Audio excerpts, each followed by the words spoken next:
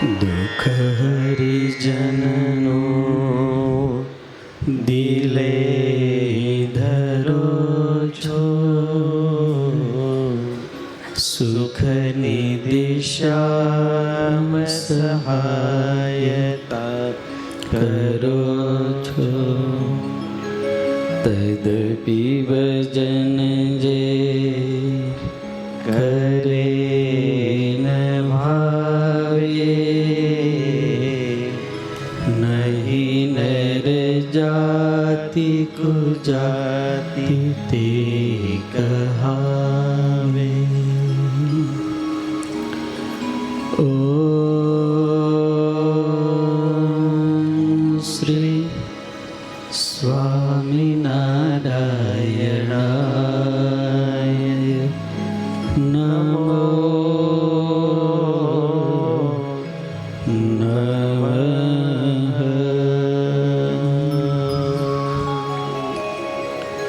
બોલો શ્રી સ્વામિનારાયણ ભગવાન કી જય. શ્રી લક્ષ્મી નારાયણ દેવ કી જય. શ્રી હરિ કૃષ્ણ મહારાજ કી જય. શ્રી વિઘ્ન વિનાયક દેવ, શ્રી કષ્ટભંજન દેવ કી જય. વહાલા વહાલા ઈષ્ટદેવ સર્વાવતારી સર્વોપરી અતિ દયાળુ, આપણા સૌની ઉપર કરુણા કરીને અખંડ વડતાલમાં બિરાજમાન એવા હરિકૃષ્ણ મહારાજના ચરણોમાં વંદન. વહાલા ભક્તો, આચાર્ય શ્રી સ્થાપન એવં શિક્ષાપત્રી લેખન દ્વિશતાબ્દી મહોત્સવ એટલે કે પરંપરા સ્થાપન અને સ્વામિનારાયણ સંપ્રદાયનું જે બંધારણ શિક્ષાપત્રી એનો મહામહોત્સવ આ ઉજવાઈ રહ્યો છે. આ બધું જ્યારે જોઈએ ત્યારે એટલો આનંદ આવે. પહેલો યશ તો હરિકૃષ્ણ મહારાજને.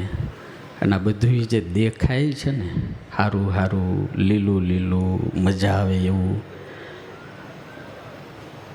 એમાં બધું જો કોઈએ બધાને બાંધી રાખ્યા હોય, એક કરી રાખ્યા હોય, માળાના મણકાને દોરાની અંદર પૂરવીને રાખ્યા હોય, તો એના મેર રૂપ આપણા પૂજ્ય આચાર્ય મહારાજ શ્રી છે.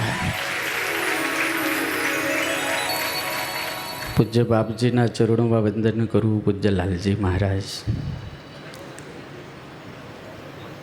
છેલ્લા 3 કલાકથી આપણને હવને, હું ક્યારનો ધ્યાન ગુરુજી ચાલુ કર્યું ને ત્યારનો બેઠો હતો. આખી દુનિયા એમ કે જગત બગડી ગયું, કળયુગ છે. આવો વડતાલમાં પૂજ્ય સ્વામીની કથામાં કોણ કે કળયુગ છે યાર?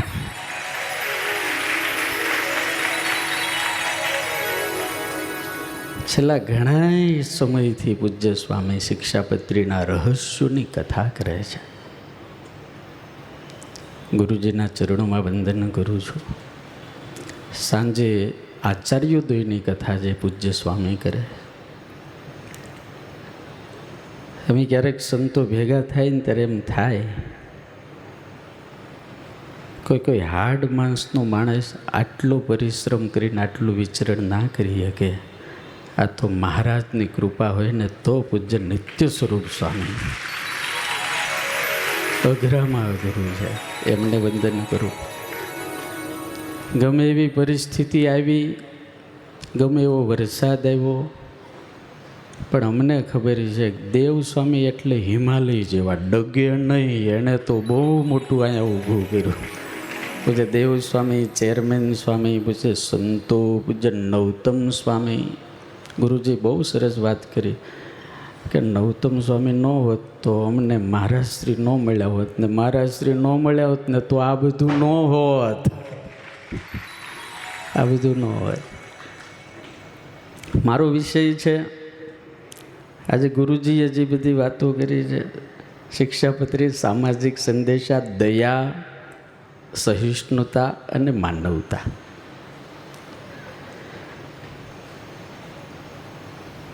હું ઘણા દિવસથી પૂજ્ય ગુરુજી વિચારું છું, સંતો તો પહેલાંય બહુ મોટા મોટા હતા, બહુ મોટા મોટા હતા, મહાન હતા, પણ આ વાતાવરણ નહોતું એ અમને ખબર છે. આ વાતાવરણ જો થયું હોય ને તો પરમ વંદનીય પૂજ્ય આચાર્ય મહારાજની કૃપાનું પરિણામ છે.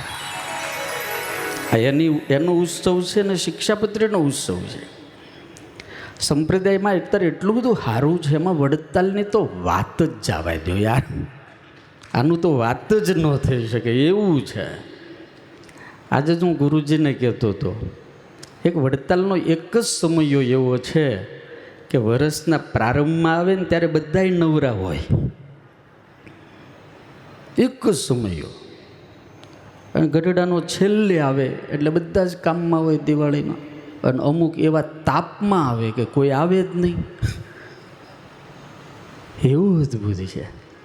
અને બીજું એક મને જે સૂજે છે, હું વિચારું, મને હું ક્યારેક ક્યારેક થાય, સ્વામિનારાયણ ભગવાનની યુનિવર્સિટી છે ને એની અંદર આ બધા શિક્ષકો ટીચરો છે.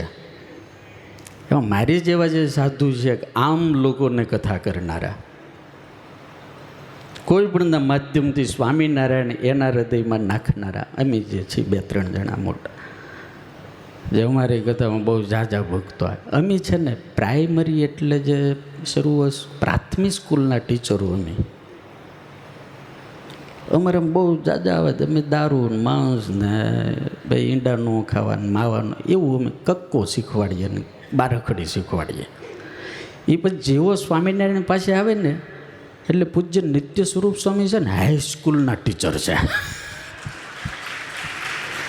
એના હૃદયમાં એમ પહોંચાડી દે કે સ્વામિનારાયણ સર્વોપરી ભગવાન છે, આવું નક્કી કર, એ કરાવી દે.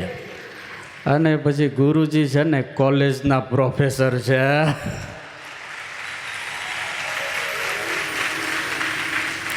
એ શું કરે ખબર છે? ધોકો લઈને મંડે. ગુણાતાન સ્વામી ને ગોપાળાન સ્વામી જે કામ કરતા હતા, જીવની અંદરથી કારણ શરીરને કાઢીને એવા સત્સંગના ઝાપખા મારે, એવા ઝાપખા મારે, અને જીવતા મુક્ત કરીને એવો ચોખ્ખો કરી દે કે સ્વામિનારાયણ ભગવાનના ખોળામાં બેહવાનું મન થઈ જાય. આવું મને કાયમ થયા કરે, કારણ કે અમે ધોકો લઈએ ને તો પછી કોઈ આવે નહીં. પણ બહુ સારું છે. એ તમને હાવ સાચી વાત કરું, આખા ગુજરાતમાં નહીં, આખા ભારતમાં ફરી આવો, વડતાલ જેવી દિવ્યતા, વડતાલ જેવો આનંદ તમને ક્યાંય જોવા નહીં મળે. એનું એક જ કારણ છે, સત્સંગી જીવનની કથા કર્યા પછી પ્રતાપસિંહ રાજાએ હાથ જોડીને પૂછ્યું કે મારે એ ભગવાનને મળવું હોય તો ક્યાં જવું પડે? ત્યારે સુરત મને આમ ઊંચો હાથ કરીને એટલું બોલ્યા, વૃત્તાલયેશ ભગવાન જયતી સાક્ષાત.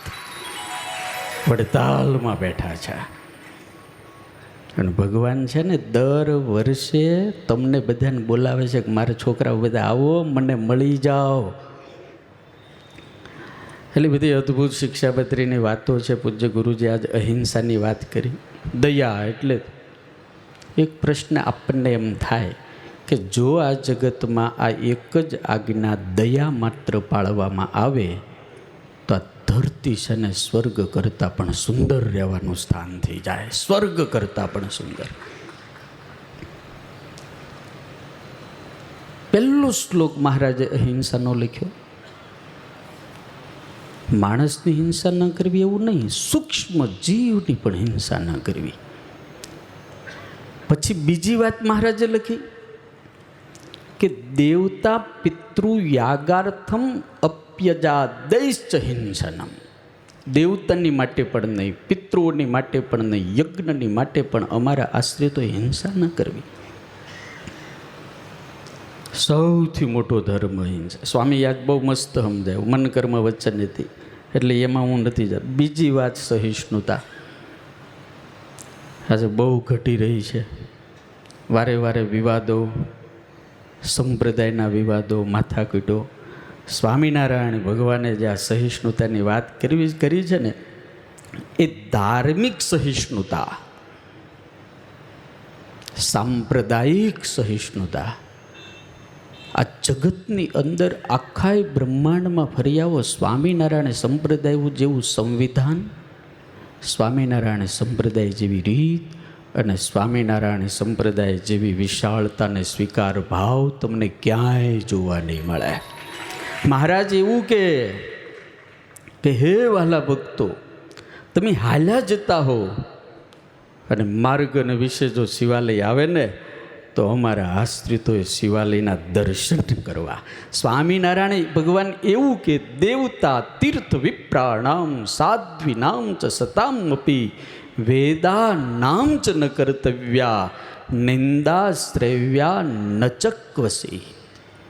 કોઈ દાડો અમારા આશ્રિતોએ યુક્તિએ કરીને પણ દેવોનું ખંડન ન કરવું, પતિવ્રતા સ્ત્રીઓનું ખંડન ન કરવું, સાધુઓની નિંદા ન કરવી, તીર્થોની પણ નિંદા ના કરવી, વેદની નિંદા ના કરવી, કોઈની નહીં. 5 દેવને સ્વામિનારાયણ ભગવાન વિષ્ણુ, શિવો, ગણપતિ, પાર્વતી છે દેવાકર સ્વીકાર્યા. એટલું જ નહીં, પૂજા આજ્ઞા કરી કે પૂજજો, અને આપણે બધા ભાવથી પૂજીએ છીએ. આપણા ભગવાનની આજ્ઞા છે એટલે પૂજીએ છીએ. સ્વામિનારાયણ ભગવાન જેવી સહિષ્ણુતા, સ્વામિનારાયણ ભગવાન જેવી દયા આ દુનિયામાં ક્યાંય જોવા ન મળે. સાળંગપુરનો એક જ નાનો એવડો દાખલો આપણે વિચારીએ.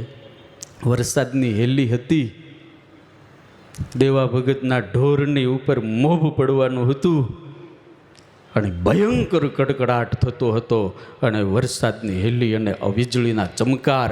સહજાનંદ સ્વામી કેડ સુધી પાણીમાં એ દોટ કાઢી અને દેવા ભગતના મોભને આખી રાત પોતાના ખંભા ઉપર રાખ્યું. આનાથી મોટો દયાળુ દુનિયામાં કોઈ ન મળે. આ દયા છે. તો મહારાજે પોતાના ભગતને કીધું દયા રાખજો. તીર્થોમાં જાઓ ત્યારે દીન જનને વિશે દયાવાન થાવું, ગરીબોને દેવું.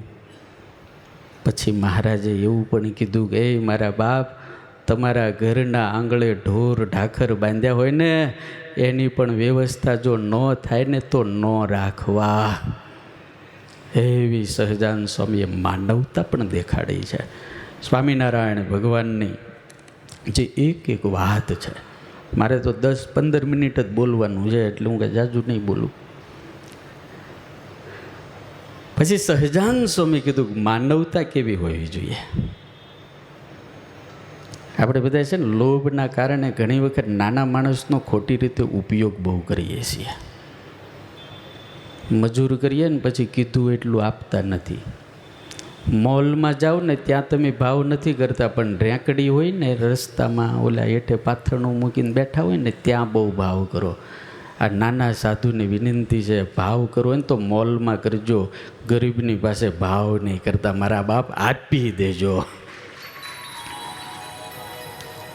સ્વામિનારાયણ ભગવાને આ શીખવાડ્યું છે યાર. કોઈનું લેવું નહીં અને કોઈને કીધું હોય એમાંથી ઓછું દેવું નહીં. સ્વામિનારાયણ ભગવાને બીજી વાત કરી કે તમે જ્યાં સુધી જીવો યાવત જીવમ ચ શુશ્રૂષા કાર્યા માતુ પિતુર ગુરો રોગાર્તસ્ય મનુષ્યસ્ય. રોગી એમાં કોઈ ના જાત ધર્મ કાંઈ ન બતાવ્યું. જે રોગી હોય એની સેવા કરવી. અને આજે આ આજ્ઞાનું પાલન કરતા આવા હજારો સાધુઓ આ સ્વામિનારાયણ મંદિર વડતાલની અંદર નિઃશુલ્ક હોસ્પિટલ ચાલે છે. હાવ નિઃશુલ્ક. જ્યાં નાત જાત ધર્મ કાંઈ જોવાતું જ નથી. હિન્દુ છો કે મુસલમાન છો એ જોવાતું નથી યાર. આ કાંઈ નાની વાત નથી. બીજી વાત સ્વામિનારાયણ ભગવાને શિક્ષાપત્રીમાં કરી કે અમારા જે આશ્રિત હોય સંતોને આજ્ઞા કરી વહીવટ કરતાઓને ભગવાન મંદિરમ પ્રાપ્તો યોનાર્થિકોપી માનવ. પાછું મસ્ત લખ્યું આદરાત. કોઈ પણ હરિભગત આવે અન્નાર્થી હોય ને ખાવાનું હોય તો આદરપૂર્વક એને અન્ન અને સન્માનપૂર્વક એને પૂજા કરવી. એટલે સ્વામિનારાયણ ભગવાનને જે આ શિક્ષાપત્રી છે વાલા ભક્તો, અદ્ભુત છે, અલૌકિક છે. સ્વામિનારાયણ સંપ્રદાયનું બંધારણ છે. આ એક વખત વાંચે એટલે ખબર પડી જાય કે આ સ્વામિનારાયણની લીટીમાં છે ને આ નથી, ચોખ્ખું ખબર પડી જાય. આપણે કેટલા ભાગ્યશાળી છીએ. રોજ સવારમાં સ્વામિનારાયણ ભગવાન પોતે જ આપણી સાથે ઘડીક વાતું કરે છે. રોજ એ જ કહે આમ કરજે હો. સવારે જાગીએ ને પૂજા કરીએ ને એટલે શિક્ષાપત્રી લખી વાંચીએ ને તો ભગવાન જ બોલે, કારણ કે એ બોલી ગયા છે. મદરૂપ ઇતિ મદવાણી. આ શિક્ષાપત્રી છે ને એ મારું સ્વરૂપ છે. એ જ આપણને કહે છે કે આમ કરજે હો, આમ નહીં કરતો. આપણે મહાભાગ્યશાળી છીએ. મને તો કાયમ આ બધું જો ને એટલે અહો અહો અહો થયા કરે. આવું પહેલાં હતું નહીં, ભવિષ્યની ખબર નથી. એટલા માટે ભગવાનને એક જ પ્રાર્થના આપણે હવ કરીએ કે દિવ્ય બુદ્ધિ રાખી અને આ સત્સંગની અંદર આનંદ આનંદ. પ્રગટ ભગવાન છે, પ્રગટ આચાર્ય છે, પ્રગટ સાધુ છે અને તમારા જેવા પ્રગટ હરિભક્તો છે. બહુ સારો સમય છે, બહુ સારો સમય, બહુ સારો. તમને ભગવાને લક્ષ્મી જ આપી છે એટલું નહીં, પણ હારે હારે ઉદારતા આપી છે. અને તમારી ઉદારતાના કારણે આવા મોટા જગન, આવા મોટા મહોત્સવ, આવા સાધુઓ બધું કરે છે. મહારાજ શ્રી રાત દિવસ જોયા વગર વિચરણ કરે છે, સંતો રાત દિવસ જોયા વગર વિચરણ કરે છે. અને મારા બાપ, તમે તમારા છોકરાને પૈસા આપતા અચકાવો, પણ આ સ્વામિનારાયણનો સાધુ માગે ને ત્યારે અચકાતા નથી. એટલે ભગવાનની બહુ કૃપા છે, કૃપા છે, કૃપા છે. આ જ કૃપાની અંદર જીવીને અહો અહો કરી અને ઢોલ વગાડીને ભગવાન આપણને ધામમાં લઈ જાય એવી સ્વામિનારાયણ ભગવાનના ચરણોમાં પ્રાર્થના કરી મારી વાણે વિરામ. બોલો સ્વામિનારાયણ ભગવાન, શ્રી લક્ષ્મીનારાયણ દેવ, શ્રી હરિ કૃષ્ણ મહારાજ. જય